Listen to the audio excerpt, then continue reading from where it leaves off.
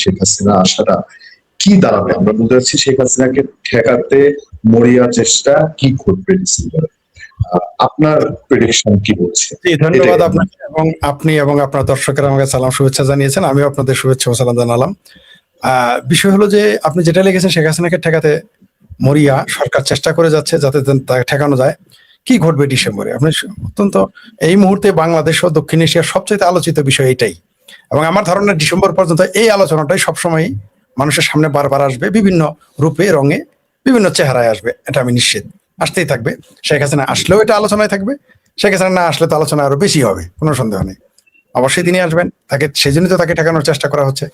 সরকার তাকে ঠেকাতে পারবে বলে আমি মনে করি না, কারণ এই 5 মাসে মাঝখানে কমপক্ষে 4.5 মাস আছে। এই 4.5 মাসে দেশের অর্থনীতির যে এমনিতেই দেশের অর্থনৈতিক অবস্থা ভঙ্গুর, একেবারে এবার ভাঙচুর হয়ে যাবে, মানে চূর্ণ বিচূর্ণ হয়ে যাবে। তো আপনি যত কিছুই বলেন, আপনি আমাকে যতই পছন্দ করেন, কারণ পেটে যদি ভাত না থাকে আপনি আমার কথা শুনবেন না। কারণ পেটের ভাত না থাকলে মায়ের আঁচল ভালো লাগে না, প্রেমিকার চোখ ভালো লাগে না, মায়ের পেটে ভাত না থাকলে বটবৃক্ষের ছায়া ভালো লাগে না, পেটে ভাত না থাকলে সুমধুর বাঁশির সুরও ভালো লাগে না। তো আপনি পছন্দ করতেই পারেন, আপনার পছন্দের একটা সরকার আপনি আনলেন, বা একজন একটা গোষ্ঠী বা একটি দেশ তার পছন্দের সরকার আনলো, সেটা নির্বাচিত হোক অনির্বাচিত হোক বা ষড়যন্ত্র করে হোক, সরিয়ে একটা সরকার সে স্থাপন করলো। জনগণ কি চায়? জনগণ চাইবে তার স্বার্থ রক্ষা হয়েছে কিনা। তার কি স্বার্থ? তার পেটে ভাত আছে কিনা। তার কি স্বার্থ? তার চাকরিটা হচ্ছে কিনা। তার কি স্বার্থ? দেশের শিক্ষাটা পাচ্ছে কিনা। তার কি স্বার্থ? আইন শৃঙ্খলা ঠিক আছে কিনা। তার কি স্বার্থ? দেশে বিনিয়োগ হচ্ছে কিনা। তার কি স্বার্থ? বিদেশি বিনিয়োগ হচ্ছে কিনা। এখন আপনি এগুলোর যদি সবগুলো যদি কিছু কিছু করে করেন, আপনার জবাব থাকবে। সবগুলো যদি একটাও না হয়, আপনি কি জবাবটা দেবেন? কারণ আয়নাতে তো আপনার চেহারাতে যখন দেখো, আপনি নিজে যখন নিজের আয়নাতে নিজের চেহারা দেখবেন, তখন তো এটা কোনো উত্তর দিতে পারবেন না। এই বাংলাদেশের মানুষ, আপনি জানেন যে প্রতি মুহূর্তে প্রতিদিন কর্মক্ষেত্র সংকুচিত হয়ে আসতেছে, রপ্তানি সংকুচিত হয়ে আসতেছে, আইন শৃঙ্খলা চরম অবনতি ঘটতেছে। পাশাপাশি দেশে একই সাথে বেকারত্ব এবং জঙ্গিবাদ ও মৌলবাদ বৃদ্ধি পাচ্ছে। আপনি জানেন যে মালয়েশিয়া থেকে অলরেডি উগ্রবাদী চিন্তা চেতনা প্রচার করার কারণে ফেসবুকে বিদায় করে দিয়েছে, মিডল ইস্ট থেকে বিদায় করে দিচ্ছে এবং আরো দিবে। আর মিডল ইস্টের যে যুদ্ধের দামামা চলতেছে, সেটা তো থামার নয়, এটা চলমান। এই যুদ্ধের দামামা, দেশের অর্থনীতি খারাপ, সব মিলে আপনি আমি আমার দেশকে কিভাবে রক্ষা করব?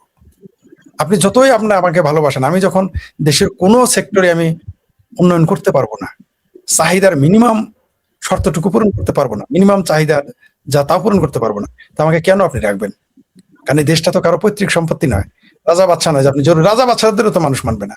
দেশের অর্থনৈতিক পরিস্থিতি খারাপ হইলে মানে রাজা বাচ্চার বিরুদ্ধে বিদ্রোহ করে। আর এটা তো একটা স্টেট, যেখানে গণতান্ত্রিক রাষ্ট্র, গণতান্ত্রিক ব্যবস্থা, সেটা আপনি গণতন্ত্র মানেন না মানেন, মুখে তো অন্তত বলতে হয়। একটা সময় তো এখানে বিদ্রোহ করবে মানুষ। শেখ হাসিনা এত উন্নয়ন করলো, এত অর্থনীতি, চাকরি বাকরি, ব্যবসা বাণিজ্য, ফ্যাক্টরি থাকলো, আপনি তাকেই পছন্দ করলেন না, তাকে উচ্ছেদ করলেন।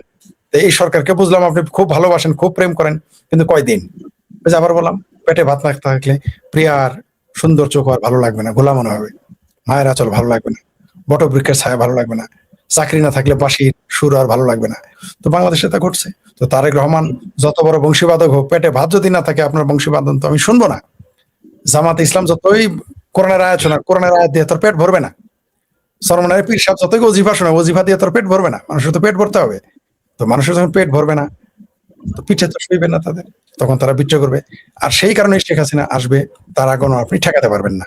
আর যেটা বলেছেন ডিসেম্বরে কি ঘটতে পারে, ডিসেম্বরে অনেক কিছু ঘটবে, যার জন্য আমরা প্রস্তুত নেই। ডিসেম্বরে এত কিছু ঘটবে যে হতে পারে সেটা বিনা রক্তপাতের অভ্যুত্থান হতে পারে, হতে পারে সেটা রক্তাক্ত অভ্যুত্থান, আমরা তো জানি না কি ঘটবে। ওই যে কে যেন বলেছে যে 100 বছরও বাংলাদেশের অভ্যুত্থান করবে না। তিনি এত বিজ্ঞ মানুষ, কিভাবে যে কথাটা বললেন? অভ্যুত্থান তো 24 ঘন্টার মধ্যে ঘটে দানা বেঁধে যেতে পারে। অভ্যুত্থান কবে হবে কেউ বলতে পারবে না। অভ্যুত্থান 1000 বছর হতে পারবে না, আবার সেটা 24 ঘন্টার ব্যবধানে ঘটে যেতে পারে। এটাও তো সত্য, এটাও তো সত্য। কারণ দেশের অর্থনীতি, দেশের রাজনীতি কোন দিকে যায়, দেশের সার্বভৌমত্ব কোন দিকে যায়, তার উপর অনেক কিছু নির্ভর করে। অভ্যুত্থান হবে কি হবে না, বিপ্লব হবে কি হবে না। আপনি দেখেন তো 2024-এর 5ই আগস্ট থেকে শুরু করে পুরো আগস্ট মাস আওয়ামী লীগের নাম নেওয়ার কয়জন ছিল, আওয়ামী লীগের কথা বলার কয়জন ছিল, আর শোনারই বা কয়জন ছিল? না ছিল শোনার, না ছিল বলার লোক আওয়ামী লীগের পক্ষে। কিন্তু এখন এখন আপনি দেখেন তো, যে আওয়ামী লীগ এখন এতদিন বললো তারা যে শেখ হাসিনাকে ধরে আনবে, ফাঁসি দিবে, আওয়ামী লীগ নিষিদ্ধ, ছাত্রলীগ নিষিদ্ধ, এখন বলতেছে তাদের শেখ হাসিনা এখন আসতে চায়, বলে আসতে দিব না।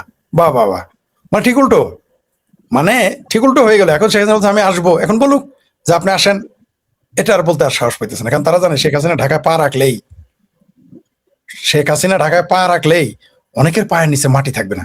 শেখ হাসিনা ঢাকায় পা রাখলেই, ছাত্রলীগের নেতারা পা রাখলেই ঢাকায়, আওয়ামী লীগের নেতারা ঢাকায় পা রাখলেই, বা আওয়ামী লীগের সাধারণ মানুষ যদি পায়ের নিচে মাটি আসে, তখন অনেকের পায়ের নিচে মাটি থাকবে না।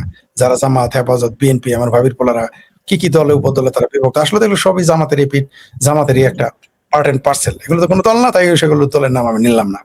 তো আপনি যেটা বললেন ডিসেম্বরে, আমি এইভাবে বলতে পারবো না কি ঘটবে, তবে যদি আমাকে ব্যাখ্যা করতে হয় আমি বলবো সেটা বিনা রক্ত। যদি সেনাবাহিনী রুখে না দিতে চায়, এখন যেরকম সরাসরি জামাত, হেফাজত, ভাবির পোলাদের পক্ষ নিয়েছে, সেনাবাহিনী তখনও যদি এরকম তাদের পক্ষ নেয়, তাহলে সংঘর্ষ এবং রক্তপাত অনিবার্য।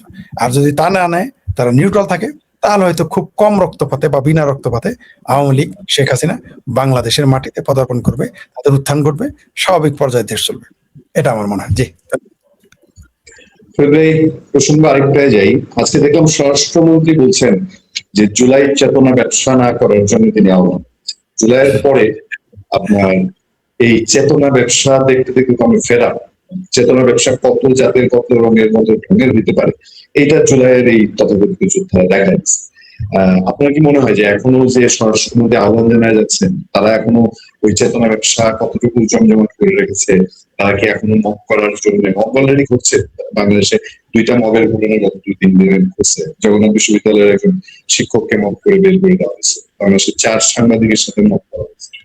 এই জুলাই চেতনা ব্যবসার দৌড়ার কত? আরেকটা ঘটনা ঘটেছে, আওয়ামী লীগের এক নেতার বাড়ি আগুন দিয়ে জ্বালিয়ে দিয়েছে, ভেঙে চুরে বুলডোজার দিয়ে গুড়িয়েও দিয়েছে। অদ্ভুত ব্যাপার, মানে একটা দেশে আপনার মতের বিরুদ্ধে আপনি তার বাড়ি গুড়িয়ে দেবেন। এই যে একটা, মানে আমাদের জামালপুরে ভাই, এই যে একটা ফাত্রা এক্সাম্পল আপনি, মানে যারা আছেন ক্ষমতায় তারা যে দেখিয়ে গেল একটা ফাত্রা এক্সাম্পল, এটা তারা কি নিতে পারবে? সবকিছুর তো রিটার্ন আছে, সবকিছুর তো বিপরীত প্রতিক্রিয়া আছে। তারা এটা সহ্য করতে পারবে? পারবে না। এই যে বুলডোজার আপনার মতের বিরুদ্ধে হলে আপনি তার বাড়ি গুড়িয়ে দেবেন, এটা কি হয়? কোন গণতান্ত্রিক রাষ্ট্রে এটা হয়? এটা করা উচিত? এটা তো সরাসরি বেআইনি ফৌজদারি অপরাধ এবং চরম ফ্যাসিজম। আপনি একটা আওয়ামী লীগের নেতার বাড়ি ঘুরিয়ে দেন। এই কাজটা যখন আওয়ামী লীগ এসে করবে, তখন তো বলবে এরাই গণতন্ত্র খতরামে। কোন মুখে বলবে? আমরা তো তখন প্রতিবাদ করবো, তাই না? আমরা তো আওয়ামী লীগ যদি কারো বাড়ি ঘুরে দেয়, আমরা প্রতিবাদ করবো। কিন্তু যার বাড়িটা ঘুরিয়ে দেবে, মনে করেন ছাত্রলীগ, যুবলীগ বা আওয়ামী লীগ বা জনগণ, যে গোষ্ঠী হোক, তখন এসে যদি এই ভাবির পোলাদের, বিএনপির, জামাতের বাড়ি বুলডোজার দিয়ে ঘুরিয়ে দেয়, এরা কোন মুখে প্রতিবাদ করবে? আমরা করতে পারবো, যেহেতু আমরা এখনো প্রতিবাদ করতেছি, আমরা তখনও করতে পারবো। কিন্তু এরা কোন মুখে, জামাত, বিএনপি, হেফাজত, ভাবির পোলারা কোন মুখে প্রতিবাদ করবে? ইভেন আমরা যে প্রতিবাদ করবো, আমরা ছাত্রলীগ, যুবলীগের মুখোমুখি হবো, তারা বলবে যখন আমাদের বাড়ি ঘর ঘুরিয়ে দিয়েছিল, আপনারা তো নিজেই সাক্ষী। আমি তাদের কি জবাব দেবো? আমার বাড়িও তো ঘুরিয়ে দিয়েছিল। তখন হয়তো বলবো, পরজোর বলতে পারবো যে তাহারা অধম হয়েছিল বলে তুমি কি উত্তম হইবে না?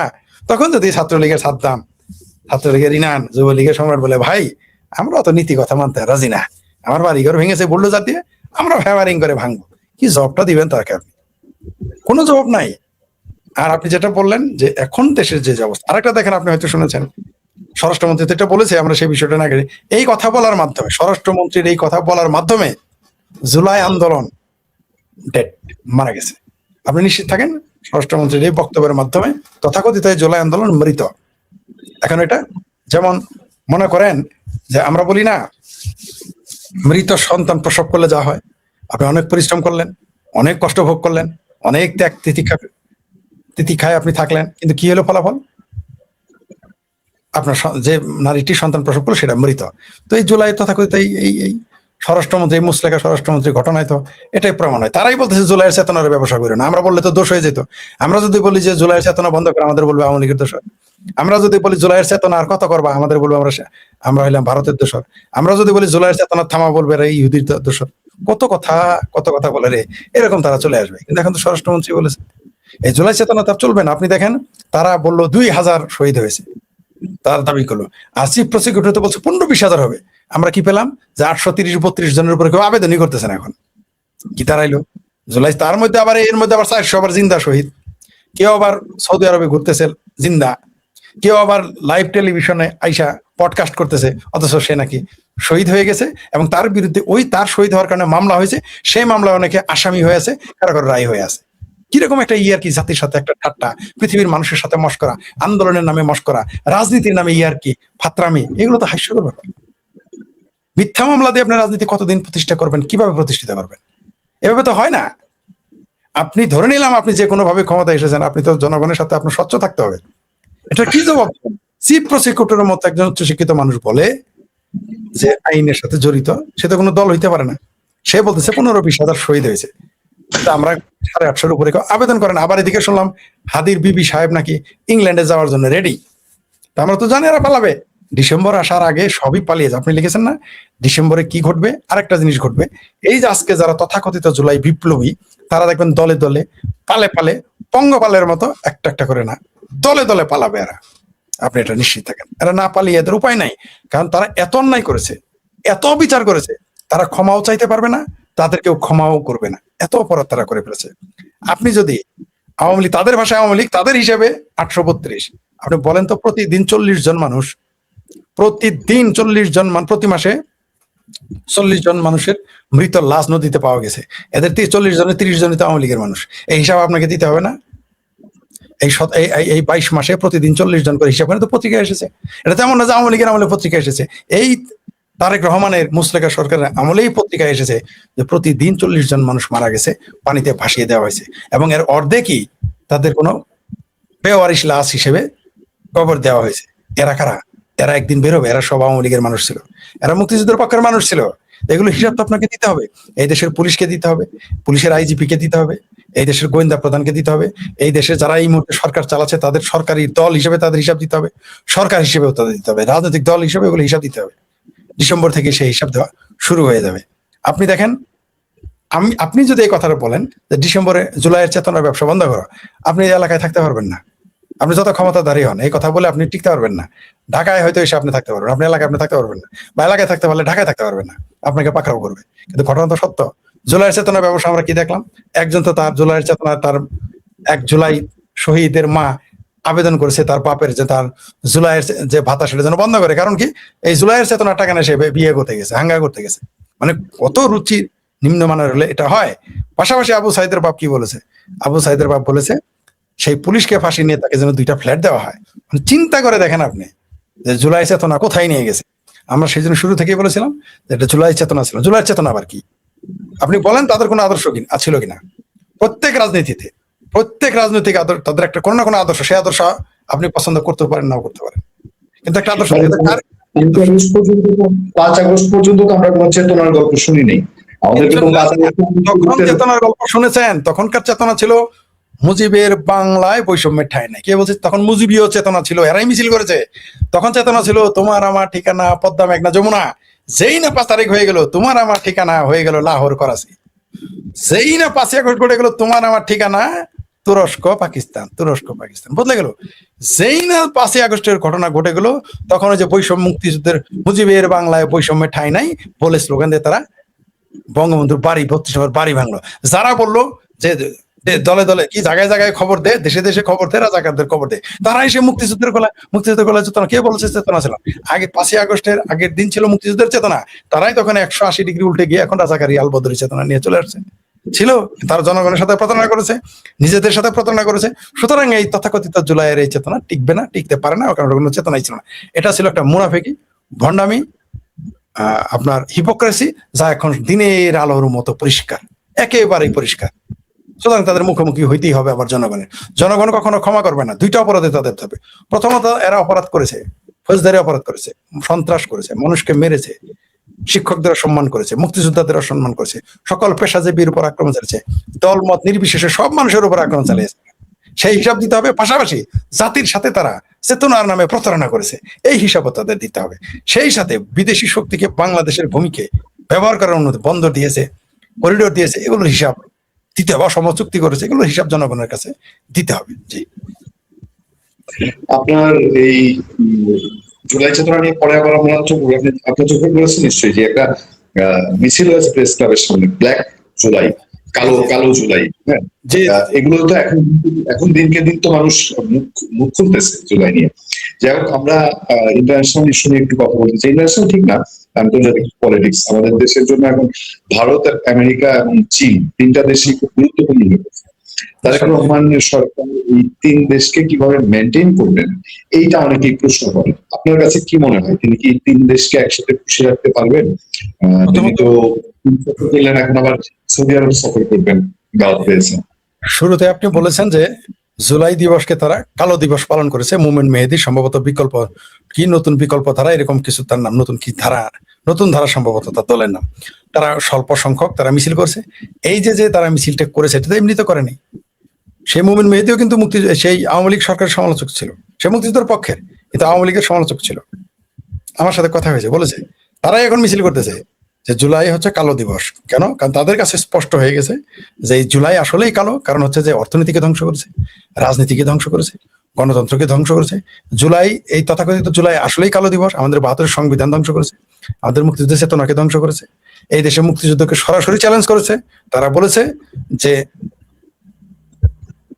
কোট আনকোট জুলাই হয়েছে মুক্তিযুদ্ধের বিরুদ্ধে, এটা সেই তথাকথিত সেই কি যেন হাদিস, সে নিজে বলেছে। তো আপনি এটা সরাসরি, আপনি প্রথমে তো আদর্শগত আপনি বিরোধ করেছেন। পাশাপাশি এই দেশের এই জুলাই চেতনা, তথাকথিত জুলাই চেতনা আমাদের অর্থনীতিকে ধ্বংস করে দিয়েছে, আমাদের শিল্প প্রতিষ্ঠান ধ্বংস করে দিয়েছে, আমাদের রপ্তানি ধ্বংস করে দিয়েছে, বাংলাদেশের ভাবমূর্তিকে ধ্বংস করে দিয়েছে সারা পৃথিবীতে। তো আপনাকে তো কালো দিবস এটা হবেই, এটা হলো আপনার প্রথম কথার উত্তর, যেটা মোমেন মেহেদী এবং তার দল নিয়ে এটা করেছেন। আর আপনি যেটা বললেন চায়না, আমেরিকা, ভারত, বাংলাদেশে এখন যে কূটনৈতিক অবস্থা, বর্তমান যে সরকার চলতেছে, এদের কোনো কূটনৈতিক তৎপরতাও নেই, কূটনৈতিক তৎপরতা করার মতো যোগ্যতাও তাদের নেই।